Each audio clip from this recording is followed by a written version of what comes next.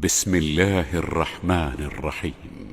سبح لله ما في السماوات وما في الأرض وهو العزيز الحكيم. يا أيها الذين آمنوا لم تقولون ما لا تفعلون كبر مقتا عند الله أن تقولوا ما لا تفعلون. إن الله يحب الذين يقاتلون في سبيله صفا كأنهم بنيان مرصوص.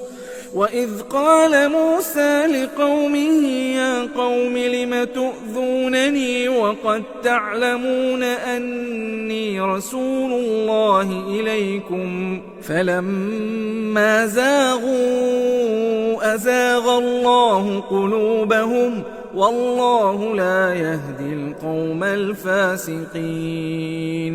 وإذ قال عيسى ابن مريم يا بني إسرائيل إني رسول الله إليكم مصدقا لما بين يدي من التوراة ومبشرا برسول يأتي من بعد اسمه أحمد. فلما جاءهم بالبينات قالوا هذا سحر مبين.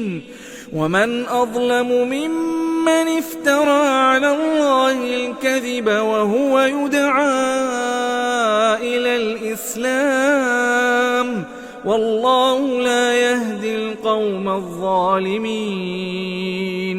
يريدون ليطفئوا نور الله بأفواههم والله متم نوره ولو كره الكافرون.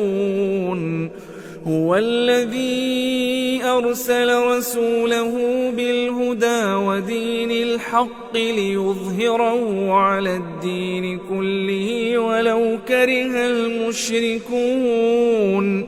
يا أيها الذين آمنوا هل أدلكم على تجارة تنجيكم من عذاب أليم تؤمنون بالله ورسوله وتجاهدون في سبيل الله بأموالكم وأنفسكم ذلكم خير لكم إن كنتم تعلمون. يغفر لكم ذنوبكم ويدخلكم جنات تجري من تحتها الأنهار ومساكن طيبة في جنات عدن ذلك الفوز العظيم. وأخرى تحبونها نصر من الله وفتح قريب وبشر المؤمنين.